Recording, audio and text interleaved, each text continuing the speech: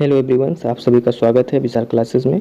आज हम लोग शुरू करेंगे general agriculture for JRF, SRF, BHU, पीकर, पीजीटी अदर कॉम्पिटिटिव एग्जाम्स। आइए सबसे पहले देखते हैं बेसिक एग्रीकल्चर से शुरुआत करते हैं। सबसे पहले इंट्रोडक्शन टू एग्रीकल्चर यानी कि एग्रीकल्चर के बारे में जानते हैं। तो एग्रीकल्चर जो है ड्राइव है लैटिन वर्ड से। लैटिन वर्ड्स के दो वर्ड से मिलकर के बना है। वह एगर और एग्री, दूसरा है कल्चर्स। एगर और एग्री का मीनिंग क्या होगा? सॉइल एंड लैंड, फिर या फिर इसको हम फील्ड्स भी कर सकते हैं। कल्चर्स मीन्स क्या होगा? कल्टीवेशन होगा। और इसके आधार पे हम ये कह सकते हैं कि कल्टीवेशन ऑफ लैंड, यानी कि एग्रीकल्चर्स की मीनिंग क्या हो गई? Cultivation of land. तो एग्रीकल्चर्स की मीनिंग कल्टीवेशन ऑफ लैंड्स है, लेकिन सिर्फ कल्टीवेशन ऑफ लैंड्स वर्ड्स का उपयोग करने से मीनिंग क्लियर नहीं होती। क्यों?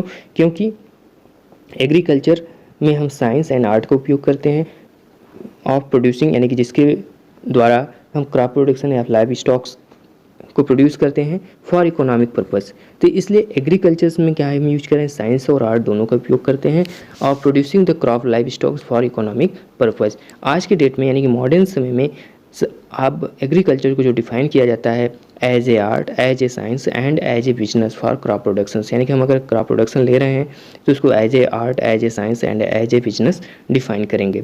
तो एज ए आर्ट देखते हैं। तो एग्रीकल्चर जो होता है वो embracing knowledge of the way to perform the operational of the farm of skill manner, यानी कि जो स्किल मैनर आर्ट है वो आपकी स्किल्ड बेस पे देखा जाता है। यानी स्किल्ड मैनर क्या होना चाहिए कि जो भी ऑपरेशनल टूल्स हैं आपको कम से कम उसको कैसे ऑपरेट किया जाता है, कैसे चलाया जाता है, उसका ज्ञान होना चाहिए। कब चलाया जाता है या कब उसको उपयोग किया जाएगा इसके बारे में ज्ञान होना चाहिए। जैसे अब फिजिकल यानी कि स्किल जो होगी वो दो तरह की होगी, फिजिकल और मेंटल होगी। फिजिकल की अगर हम बात करें तो हैंड ऑफ फॉर्म इम्प्लीमेंट्स, जितने भी फॉर्म इम्प्लीमेंट्स हैं उसको हैंड ऑफ फॉर्म इम्प्लीमेंट्स, जितने भी फॉर्म इम्प्लीमेंट है आप उसको कैसे ऑपरेट करते हैं। सोइंग ऑफ सीड्स, सीड को की सोइंग कैसे यानी कि बुआई कैसे की जाती है। फर्टिलाइजर कैसे उपयोग किया जाता है। पेस्टिसाइड्स, इंसेक्टिसाइड या हर्बिसाइड्स का उपयोग कैसे किया जाता है।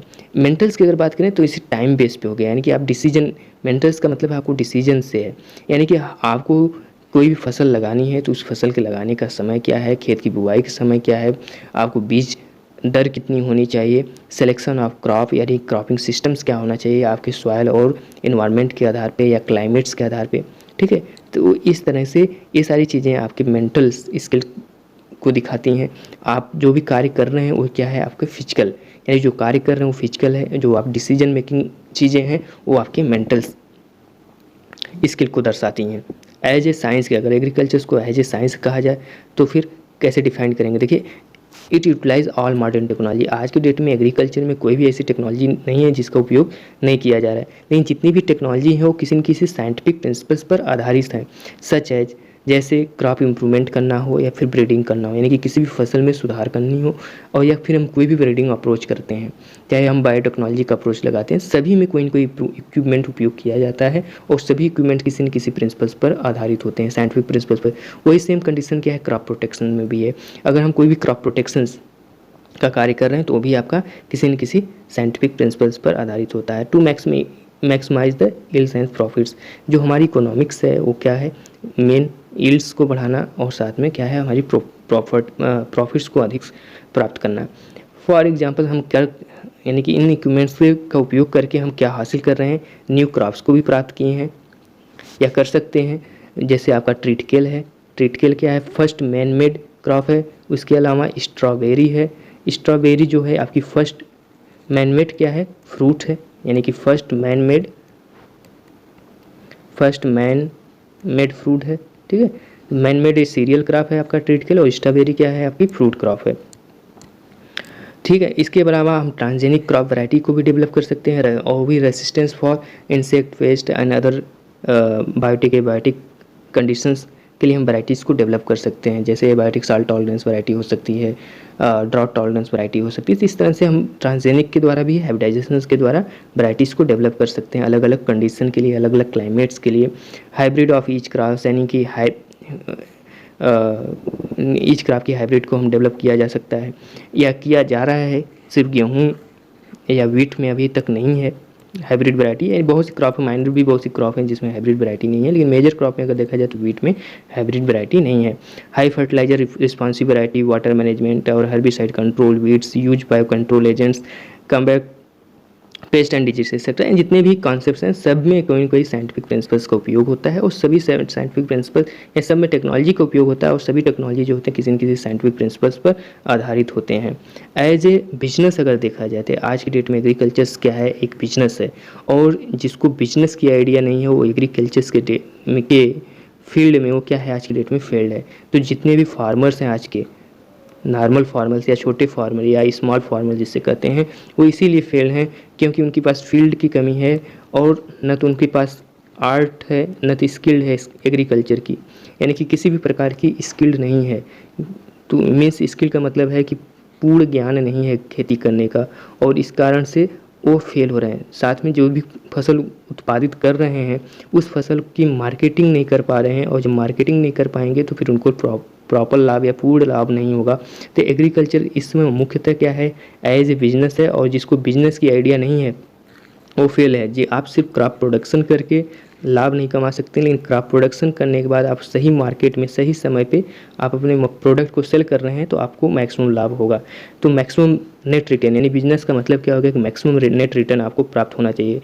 वो उसके लिए आपको करना क्या होगा, थ्रू द एक बेहतर मैनेजमेंट, यानी बेहतर मैनेजमेंट के पास आपकी जो भूमि है उस पर कितने लेबर्स लगने चाहिए, वाटर को कैसे मैनेज किया जाए, जितने भी नॉलेज है या जो भी नॉलेज है वो वेरियस ज्ञान को आप यहाँ पे जितने भी वेरियस साइंसेस या वेरियस ब्रांचेस के जो भी ज्ञान हैं आपको अपने फील्ड्स पे अप्लाई करना चाहिए, और फॉर मैक्सिमम फूड को या फ्यूल्स को या फाइबर्स को प्रोड्यूस करने के लिए। ठीक है, तो एज ए बिजनेस है आज के डेट में क्या है, एग्रीकल्चर बिजनेस, और ये सबसे बड़ा फैक्टर है, और मैक्सिमम फार्मर इस मामले में फेल हैं, और इसलिए किसान अपनी गरीबी से उभर नहीं पा रहे हैं। क्यों? क्योंकि वो क्रॉप को तो प्रोड्यूस करते हैं लेकिन उसको सेल नहीं कर पाते हैं, सस्ते दामों में ही उनको सेल करना पड़ता है लोकल मार्केट में।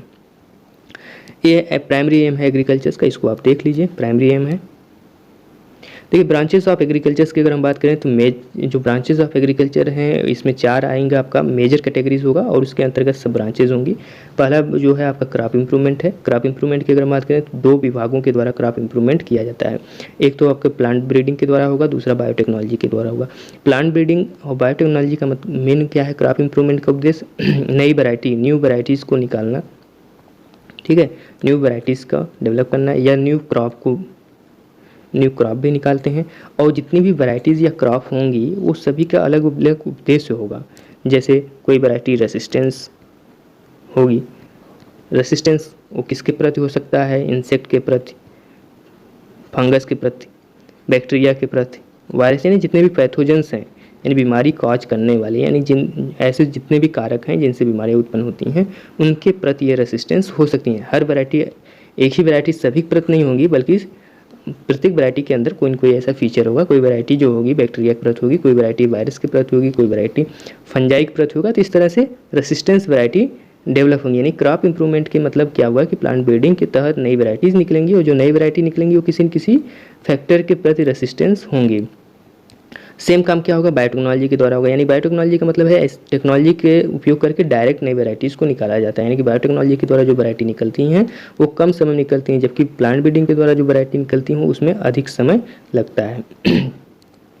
अगला है क्रॉप मैनेजमेंट, यानी कि जो क्रॉप मैनेजमेंट है किसी भी क्रॉप को वेल मैनेज करके कैसे ग्रो किया जाए जिससे मैक्सिमम प्रोडक्शन। यानी कि क्रॉप इंप्रूवमेंट का काम है कि जीन जेनेटिक लेवल पे, यानी कि जीन में या डीएनए में कुछ इस तरह का इम्प्लीमेंट किया जाए या मैनिपुलेशन किया जाए जिससे मैक्सिमम यील्ड प्राप्त हो सके। यानी जेनेटिक लेवल पे सुधार के यील्ड को कैसे बढ़ाया जाए, ये आपका क्रॉप इंप्रूवमेंट में होता है। लेकिन क्रॉप मैनेजमेंट में क्या होगा कि हम वेल मैनेज तरीके से फसल को कैसे ग्रो करें और जिससे यील्ड मैक्सिमम हमको मिल सके। तो उसके लिए हम agronomy, soil science, seed technology, agriculture microbiology, crop physiology, engineering, environment science और एग्रीकल्चर मेट्रोलॉजी अलग अलग डिपार्टमेंट्स के जो भी नॉलेज है उसका उपयोग करते हैं या क्रॉप मैनेजमेंट के अंतर्गत आते हैं। क्रॉप प्रोटेक्शन की अगर हम बात करें तो क्रॉप प्रोटेक्शन के अंतर्गत आपका एंटोमोलॉजी आएगा, पैथोलॉजी आएगा और नेमेटोलॉजी आएगा। इनका काम क्या है कि कोई भी फसल है उस फसल में जो भी बीमारियां लगती हैं उनका अध्ययन करना, उसका निवारण निकालना। जैसे एंटोमोलॉजी में क्या होगा, सिर्फ इंसेक्ट की बात की जाएगी, ठीक है। पैथोलॉजी में क्या होगा, जितने भी पैथोजन होते हैं, पैथोजन मीन्स बैक्टीरिया भी हो सकता है, वायरस भी हो सकता है, इसके अलावा फंजाई भी हो सकते हैं, ठीक है, ये सब इसके अंतर्गत आएंगे। और अगला है निमेटोलॉजी, यानी कि निमोटैड्स का अध्ययन किया जाता है कहाँ पे, निमेटोलॉजी में। उसके बाद आता है सोशल साइंस। सोशल साइंस के अंतर्गत आपका एग्रीकल्चर एक्सटेंशन और एग्रीकल्चर इकोनॉमिक्स का अध्ययन किया जाता है, और इसके अलावा एलाइड डिसिप्लिन्स का भी उपयोग होता है, जैसे एग्रीकल्चर स्टैटिस्टिक्स का उपयोग किया जाएगा, क्योंकि सारे जितने भी रिसर्च होंगे उस सभी का जो एनालिसिस होता है वो स्टैटिक्स और मैथमेटिक्स बेस पे होगा। बायोकेमिस्ट्रीज, जो जितने भी केमिकल प्रॉपर्टीज़ हैं उसका अध्ययन हम बायोकेमिस्ट्री के अंतर्गत करते हैं। तो और साथ में आपको पास इंग्लिश या फिर जो भी रिलीजनस लैंग्वेज का ज्ञान होना चाहिए। तो ये एलाइड डिसिप्लिन है, यानी कि उसकी सहयोगी शाखा हैं, मुख्य शाखा नहीं बल्कि एक सहयोगी शाखा के अंतर्गत आती हैं। अब बात करते हैं इंडियन एग्रीकल्चर्स की बात करिए जाए। अभी तक तो ये बेसिक एग्रीकल्चर था, यहाँ से अगर हम देखें तो कंपटीशन के दृष्टिकोण से कोई विशेष क्वेश्चंस नहीं पुटअप होंगे। क्यों? क्योंकि ये सिर्फ बेसिक एग्रीकल्चर्स एक आज स्टार्टअप था, तो एक बेसिक से शुरू करने के कारण से यहाँ से शुरू किया गया था, और यहाँ से कोई इंपॉर्टेंट क्वेश्चंस आपका बनता नहीं है। अगर बहुत कुछ पूछा जाएगा तो ये पूछा जा सकता है कि एग्रीकल्चर्स किन वर्ड से ड्राइव किया गया, लैटिन वर्ड से किया गया, कौन कौन से 2 वर्ड थे, उनकी दोनों वर्ड्स की मीनिंग क्या है, ये सारी चीज़ें पूछी जा सकती हैं। एग्रीकल्चर्स की डिफिनीशंस के आधार पर अगर पूछा जाए तो ऑप्शंस को ध्यान रखना है। अगर एज ए आर्ट डिफिनीशन देखा जाए, क्योंकि आज के डेट में क्या है, एग्रीकल्चर एज ए आर्ट है, एज ए साइंस और एज ए बिजनेस है। तो ऑप्शन भी देखना है, अगर सिर्फ as a art and science दिया है और बिजनेस नहीं दिया गया है तो सही है, लेकिन ऑप्शन में साथ में अगर आपको बिजनेस भी दिख रहा है, आर्ट साइंस एंड बिजनेस, तो आपको बिजनेस, यानी कि दोनों सही हो सकते हैं। अगर सिर्फ आर्ट एंड साइंस दिया है, बिजनेस चारों ऑप्शन में कोई भी ऑप्शन नहीं है, तो आपको बिजनेस पे नहीं लगाना है। आर्ट साइंस एंड बिजनेस दिया गया है तो आपको टिक करना है बिजनेस वाले पे, सही ऑप्शन। यानी कि अगर आप 4 ऑप्शन दिया गया है, एक ऑप्शन में सिर्फ आर्ट दिया गया है, दूसरे ऑप्शन में सिर्फ क्या दिया गया है, साइंस दिया गया है, और तीसरे आर्ट वाले ऑप्शन में आर्ट एंड साइंस दिया गया है, चौथे वाले में art plus science plus business दिया गया है, तो आपका चौथा ऑप्शन क्या होगा, सही होगा। आर्ट एंड साइंस तब सही नहीं होगा, क्यों? क्योंकि बिजनेस दिया गया है। तो यहाँ से अगर क्वेश्चन पूछा जाता है तो ये बन सकता है। बाकी अब बात करते हैं इंडियन एग्रीकल्चर से। अब देखिए यहाँ पे जितनी चीज़ें लिखी गई हैं सभी इंपॉर्टेंट है, और सभी पॉइंट्स लगभग सभी एग्जाम में पूछे गए हैं किसी न किसी बार में। देखिए टोटल जियोग्राफिकल एरिया क्या है इंडिया की, वो 329 है। टोटल जियोग्राफिकल एरिया 329 है, ठीक है। 328.7 है, मगर डायरेक्ट एक मोटा मोटा देखा जाए तो 329 मिलियन हेक्टेयर है। अगर राउंड फिगर में देखा जाए तो 329 million hectare total geographical area है। इस टोटल जियोग्राफिकल एरिया में से 142 मिलियन हेक्टेयर पे खेती की जाती है, और ग्रास सोन एरिया यानी कि जो जहाँ पे खेती की जाती है उसको नेट सोन एरिया या नेट क्रॉप्ड एरिया कहा जाता है। ये प्रीवियस ईयर का डेटा था। अगर 2020-21 की बात करें तो यह एरिया घट करके 139.4 हो गया है, यानी कि पिछले वर्ष के अपेक्षाकृत इस बार जो फील्ड है वो क्या हुई है, कम हुई है खेती की। देखिए अगला पॉइंट्स क्या है, ग्रास सोन एरिया है, grass cropped area, total sown area या टोटल क्रॉप्ड एरिया है। तो ये चारों शब्द एक ही चीज़ के लिए उपयोग किए जाते हैं, एक ही मीनिंग है इनकी, और लेकिन एग्जाम में कौन सा वर्ड्स पूछा जाएगा इसका कोई निश्चित नहीं है। तो इसलिए चारों पढ़िएगा, आपस में कंफ्यूज मत होइएगा। Gross sown area, gross cropped area, total sown area and total cropped area है। तो देखिए टोटल सोन एरिया जो है या ग्रास सोन एरिया जो है वो आपका 201 प्रीवियस ईयर था, और 200 जो है इस वर्ष है, यानी कि 2020 और 21 की डेटा की अगर हम बात करें तो 200 पूरे, यानी कि पूरा क्या है 200 है, यानी कि जो दिया गया है वो है 200.2 है, लेकिन राउंड फिगर में अगर देखा जाए तो 200 मिलियन हेक्टेयर है। अब देखिए नेट सोन एरिया क्या होता है, ग्रास सोन एरिया क्या होता है, इसकी मीनिंग पहले समझते हैं। लेकिन नेट सोन एरिया क्या होता है, जैसे एग्जांपल एक लेकर समझते हैं। मान लीजिए आपके पास कोई फील्ड है, वह फील्ड 2 हेक्टेयर की है। अब यह नेट सोन एरिया क्या होगा आपका, 2 हेक्टेयर होगा। लेकिन इसी फील्ड पे आप खरीफ की फसल ले रहे हैं, रबी की भी फसल ले रहे हैं, साथ में क्या है खरीफ की फसल ले रहे हैं, और जायद भी फसल ले रहे हैं। तो इसी फील्ड पे यानी कि 2 हेक्टेयर की जो फील्ड है, उस 2 हेक्टेयर की फील्ड पे रबी की आपने फसल बोया 2 हेक्टेयर, फिर खरीफ की 2 हेक्टेयर बोया, और फिर जायद की 2 हेक्टेयर बोया। टोटल आपने 6 हेक्टेयर, अगर तीनों सीजन को जोड़ लिया जाए तो आपने 6 हेक्टेयर खेती की है। तो एक ग्रास सोन एरिया क्या हो जाएगा आपका 6 हेक्टेयर हो जाएगा, या इसी को ग्रास क्रॉप्ड एरिया क्या कहेंगे 6 हेक्टेयर। टोटल सोन एरिया क्या हो जाएगा आपका 6 हेक्टेयर, टोटल क्रॉप्ड एरिया क्या होगा 6 हेक्टेयर हो जाएगा। लेकिन नेट क्रॉप्ड एरिया क्या है आपका और नेट सोन एरिया क्या है आपका 2 हेक्टेयर है। तो इस बात को ध्यान में रखना है, यानी यही अंतर है। नेट सोन एरिया जो होता है वो फिक्स होता है और ग्रास सोन एरिया जो होता है वो डिपेंड करता है कि आप उसी फील्ड पर कितनी फसल की खेती कर रहे हैं या कितनी फसल ले रहे हैं। अब देखिए क्रॉपिंग, इसी से इन्हीं दोनों से हमारी क्रॉपिंग इंटेंसिटी निकलती है। देखिए क्रॉपिंग इंटेंसिटी इस समय भारत की जो है 142 है, या प्रीवियस ईयर के डेटा के आधार पे 142 है। करंट में 100 कितना है 43.6 है, 143.6 है, और प्रीवियस ईयर में 142 है। देखिए देखिए दोनों डेटा इसलिए लिखा गया है कि आप कॉम्पिटिटिव एग्जाम में कभी कभी प्रीवियस ईयर का डेटा पूछ लेते हैं, कभी कभी करंट ईयर का भी डेटा पूछते हैं, तो दोनों क्लियर है और बहुत ज़्यादा अंतर नहीं रहेगा। 142 143 अगर दोनों में से कुछ भी पूछा जाए या कहीं भी पूछा जाए इसमें भी, क्योंकि जब भी एग्जाम्पल्स में ऑप्शन दिए जाएंगे तो 4 से 5 पॉइंट्स के डिफरेंस रहते हैं, तो उससे पकड़ में आ जाएगा। देखिए क्रॉपिंग इंटेंसिटी क्या होती है, ये इन्हीं दोनों चीज़ से निकलता है। क्योंकि देखिए फार्मूला देखिएगा, फार्मूला क्रॉपिंग इंटेंसिटी का क्या है, ग्रास क्रॉप्ड एरिया, यानी कि ग्रास क्रॉप्ड एरिया कहें या ग्रास सोन एरिया कहें या टोटल सोन एरिया कहें या टोटल क्रॉप्ड एरिया कहें, बट नेट क्रॉप्ड एरिया यानी कि जो नेट क्रॉप्ड है यानी फिक्स्ड क्रॉप जो एरिया हमारी है फिक्स्ड, उससे हम डिवाइड करते हैं। अब देखिए 201 यानी कि प्रीवियस ईयर के डेटा के आधार पर देखें तो 201 और नेट क्रॉप्ड एरिया कितनी है 142, और उसको हम जब डिवाइड करते हैं तो 142% आता है, यानी कि जो हमारी क्रॉपिंग इंटेंसिटी है वो कितना है हमारी 142 है, और जबकि करंट में कितनी है 143 है।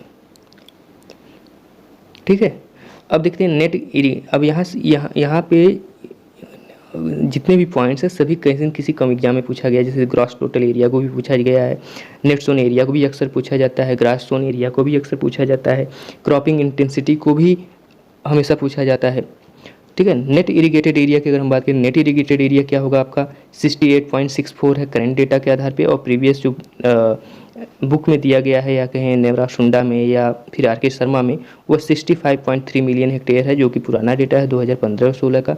करंट डेटा की अगर हम बात करें तो 68.64 मिलियन हेक्टेयर है। ठीक है, सोर्स का नाम लिखा गया है, अगर आपको चेक करना होगा तो इस सोर्स पे जा कर के डेटा को वेरीफाइड कर सकते हैं। ठीक है, हाईएस्ट अगर हम बात करें, हाईएस्ट इरीगेटेड कितना है हाईएस्ट इरीगेटेड एरिया पंजाब में है। किस आधार पे, परसेंटेज के बेस पे, यानी कि, और एरिया के आधार पे यूपी क्या है आपका बड़ा है, और इसलिए इरिगेशन के मामले में एरिया के आधार पे नंबर 1 पे है। जबकि पंजाब की अगर बात करें क्षेत्रफल की दृष्टि से छोटा है, लेकिन वो सिंचाई जो है परसेंटेज के आधार पर अगर हम देखा जाए तो लगभग वो भूमि के प्रत्येक हिस्से में पानी पहुंचा देते हैं। तो इसलिए पंजाब क्या है इरिगेशन में फर्स्ट है, और यूपी जो है एरिया के आधार पे फर्स्ट है और परसेंटेज बेस पे फर्स्ट है पंजाब।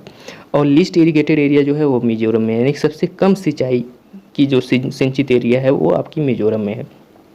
फॉरेस्ट के आधार पे अगर फॉरेस्ट देखा जाए तो टोटल फॉरेस्ट एरिया जो है 80.73 मिलियन हेक्टेयर है, यानी कि जो 329 मिलियन हेक्टेयर है, इसी में से 80.73 मिलियन हेक्टेयर आपका फॉरेस्ट है, और इसी में से 68.64 मिलियन हेक्टेयर एरिया ऐसी है जहाँ पे इरिगेशन की सुविधा है, या इरिगेटेड एरिया है या सिंचित एरिया है। ठीक है, अब इस सिंचित एरिया में आगे हम लोग जब इरिगेशन पढ़ेंगे तब यहाँ पे देखेंगे कि जो 60 ये एरिया है, ये इसमें कितना परसेंट कैनाल से आ रहा है पानी, कितना परसेंट नेचुरल रिसोर्सेज से आ रहा है, कितना परसेंट हम ट्यूबवेल से सिंचाई कर रहे हैं, कितना परसेंट ड्रिप इरिगेशन से कर रहे हैं, कितना परसेंट स्प्रिंकल से कर रहे हैं। जो अलग से इरिगेशन पढ़ेंगे तो सारी चीज़ें वहाँ पे क्लियर किया जाएगा। अभी देखते हैं फॉरेस्ट के बारे में।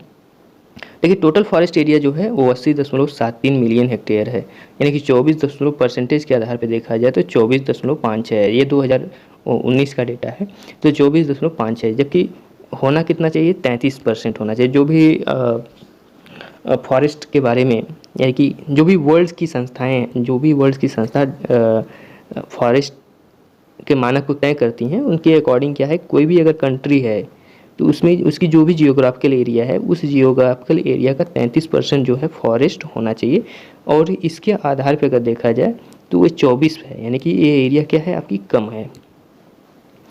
ठीक है, ये डेटा आपका चेंज नहीं हुआ है। देखिए मैक्सिमम फॉरेस्ट एरिया की अगर बात करें तो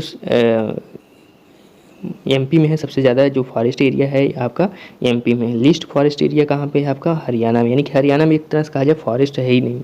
और टोटल फॉरेस्ट एरिया की अगर हम परसेंटेज के आधार पे किया जाए कि जो सबसे अधिक है वो आपका कहाँ पे है मिजोरम में। यानी कि मिजोरम क्या है एक छोटा राज्य है और वहाँ उस छोटे राज्य में अगर परसेंटेज के आधार पे देखा जाए तो वो मैक्सिमम है, लेकिन एरिया के आधार पे जो है वो आपका आता है एमपी।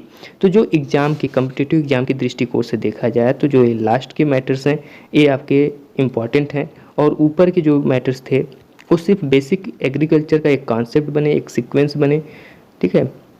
इसलिए एक बेसिक एग्रीकल्चर की शुरुआत के लिए सारे मैटर्स हैं। यहाँ से आपका कम्पिटिटिव क्वेश्चंस नहीं बनते हैं, इन पॉइंट्स इस पेज से कोई भी कम्पिटिटिव क्वेश्चन नहीं बनेगा, यहाँ से भी कोई भी कम्पिटिटिव क्वेश्चंस नहीं बनता है। यहाँ से बस ये पॉइंट्स बन सकता है कि लैटिन वर्ड से ड्राइव किया गया है, इसकी मीनिंग क्या है, इसकी मीनिंग क्या है, और डिफिनीशन से as a art, as a science, as a business, ठीक है। तो इस पर थोड़ा सा ध्यान दे दीजिएगा और उसके बाद आप यहाँ पे विशेष फोकस करिएगा इस एरिया पे, ठीक है। इसी के आगे कल का लेक्चर होगा। आज के लिए बस इतना ही, धन्यवाद।